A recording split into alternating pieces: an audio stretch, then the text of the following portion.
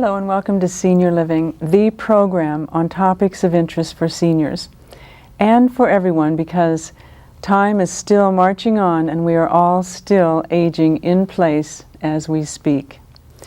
Our mission at Senior Living has always been healthy aging, breaking down the myths of aging by bringing you the latest in information, technology, and hands-on solutions by trained experts in their fields to help us all age as gracefully and youthfully as possible.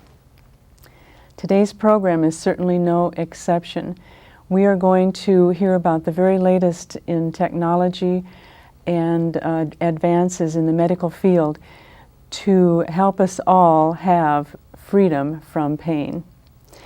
I am Lynn Brennan, and I have three very special guests here with me today. First, Dr. Ripu Arora, medical doctor, board certified in the specialties of anesthesiology and pain management by the American Board of Anesthesiology. He's a diplomat of the American Academy of Pain Management. He's been providing chronic and acute pain management services in the South Bay for over 10 years with pain management clinics in San Pedro, Torrance, and Victorville, California. And their motto is, "Let us help improve your quality of life." Welcome, Dr. Arora. Thank you, Lynn. We also have with us today Sheila Arora, physician assistant working with Dr. Arora. Welcome, Sheila. Thank you. Yeah. And we have Genevieve Kowaleski, a recovering chronic pain patient of Dr. Arora. Welcome, Thank you. Genevieve. Chronic pain is said to be the most costly health problem in the United States today. And it costs an annual over $50 billion. 75 to 80% of adults in the United States have had back pain, and 5 million Americans are partially disabled by back problems, with another 2 million severely disabled, so to the point where they cannot work. Arthritic pain affects 40 million Americans. As many as 45 million Americans suffer from chronic headache pain. Cancer pain and other pain disorders such as neuralgias and neuropathies, central nervous system pain, even pain with no physical cause are counted in this serious health problem. Now that's the bad news. But we're here today to dispel the myths and to bring the good news of freedom from pain. Dr. Arora, tell us first about pain. We know that it's an unpleasant feeling that lets us know something may be wrong. It's the body's warning signal. Yes, Lynn, the pain is actually the body's signal of some ongoing damage or maybe a tissue damage which is impending. And it can be acute or chronic form of pain. Acute is when somebody has a sprained ankle or broken bone or acute appendicitis. People have an acute warning sign that there is something going wrong in the body part, and it can be taken care of right away with the proper treatment and some pain management medications or analgesics. But sometimes the pain lingers on, and even if the healing is happened, pain continues, and we call it chronic pain. And it can be constant nagging chronic pain, or it can be intermittent in nature. So that is the problem. When it becomes chronic, then it also has a lot of effects on the body, on the patient's environment. It changes their social behaviors, changes patients' psychological behaviors, and actually the chronic pain patients sometimes are sitting in a cycle of pain where the pain is causing the disability, and the disability is causing depression, and the depression is causing excessive pain. And that is how it can and should be treated, and it is like a cycle of pain. Absolutely. And this pain can be treated, and it should be treated. And now we have lots of different techniques where we are able to provide some treatment to the chronic pain patients.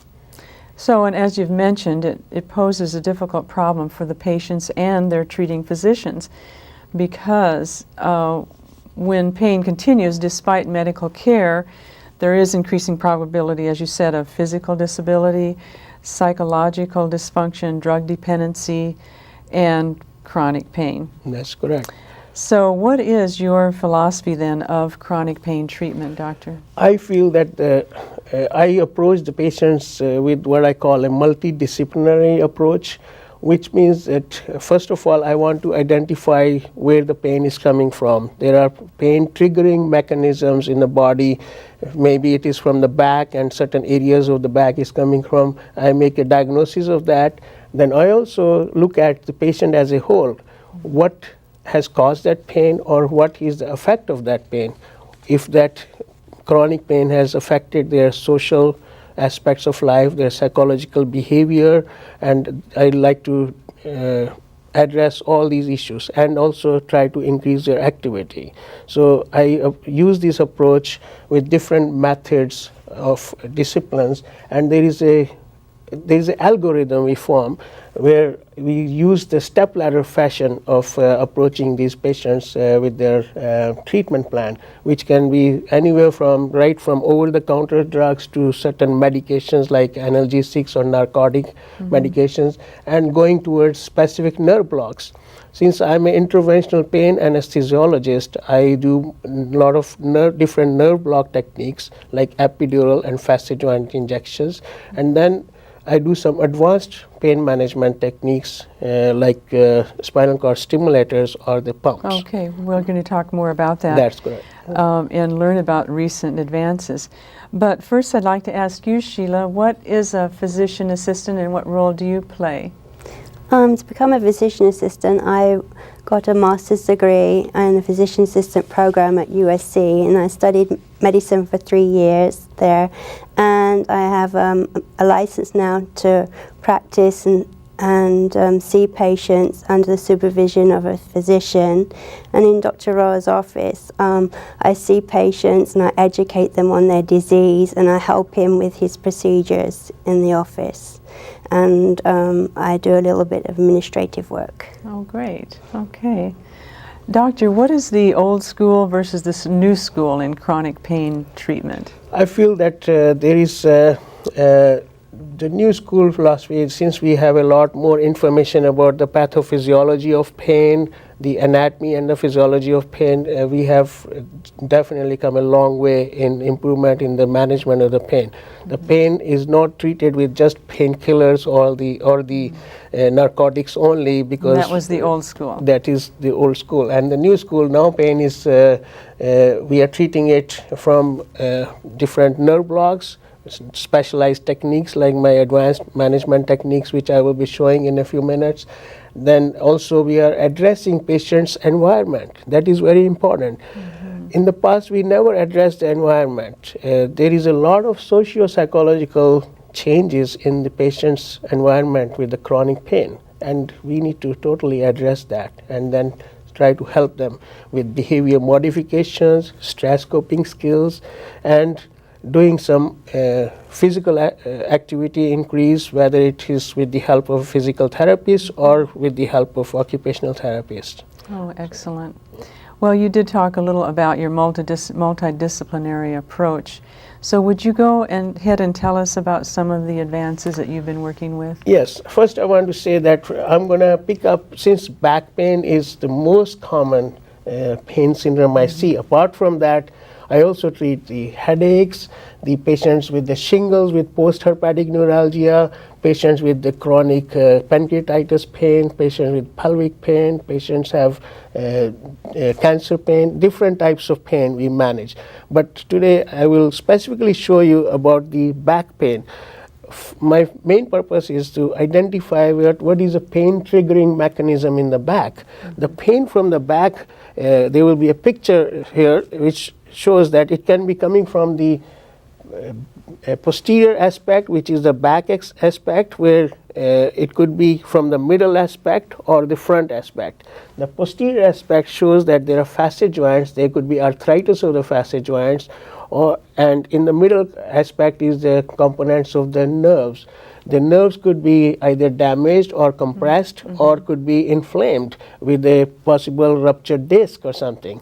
Then the anterior complex is where the pain could be coming from a degenerative disc or the traumatic disc, or it could be some osteoporotic bone changes in the vertebra causing the pain, or it could be osteomyelitis or anything. So also we have to make sure that there's sometimes patients have a back pain coming from the abdominal problems like aortic aneurysm, and then patients can have pain from the muscle layers or the ligaments and from the skin. For example, shingles can cause back pain similar to a radicular pain from the nerves.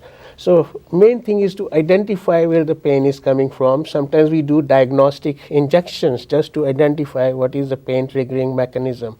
Then after that we go after treatment of those specific areas.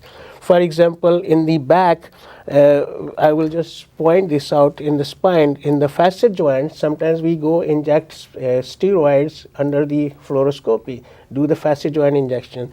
And for the nerve block, sometimes we do the epidural injections in the space around the nerves and put some steroids and local anesthetics to cut down the pain. The other thing we do is actually, this is a needle? Yeah, that no, you're this is not the needle, I'm just pointing it out. But as we go to the further things like the discs, if there is a specific one or two discs which are causing the discogenic pain, then we can, instead of having a big surgery or major laminectomies, sometimes some patients are not suitable for that, or sometimes the discs are small and contained, causing back pain and the leg pain. I can do a cleaning of the disc, what I call it, with a decompressor. This is a little equipment which has a disposable battery operated machine, and it has, I call this a roto-rooter. What it is there is a picture here which shows that it has augers in the front. There are two places of the augers, and then this particular piece which goes into the needle, and I insert the needle inside the disc under fluoroscopy, and it is done under local anesthesia. It takes less than half an hour to do the procedure, and patients go home within 2 hours of this. And I just clean up the disc. Idea is to clean up the central part of the disc, which is called the nucleus, and just remove 1 cc or 1 to 2 cc of nucleus out, so that it decompresses the disc and also makes it pain free. It is the other things we do is for the facet joints, sometimes we use the radio frequency machine, which is an electrical machine with a high frequency current passed through a needle placed on the nerves going to the facet joints, and it temporarily damages the nerves. And those the nerves, they regenerate between 6 to 12 months, but during that time that gives a good pain relief for the patients who have degenerated spine, especially the elderly have a lot of degeneration.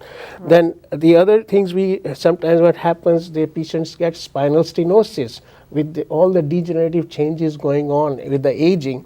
The nerves, they get very tight inside the spine, and as these nerves are going down to the legs, they cause shooting pain down the leg like sciatica.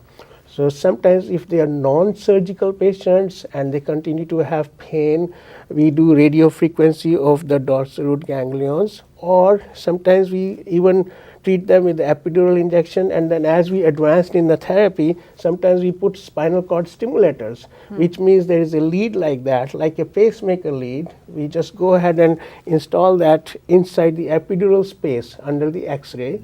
We do a trial for 1 week, and then that lead basically is attached with the external battery, which looks like this, and through the battery we pass some current, and the current is causing some stimulation in some fibers in the spinal cord, and that blocks the pain pathways. And this is a very, very successful procedure. So this is the spinal cord stimulator? Yes, and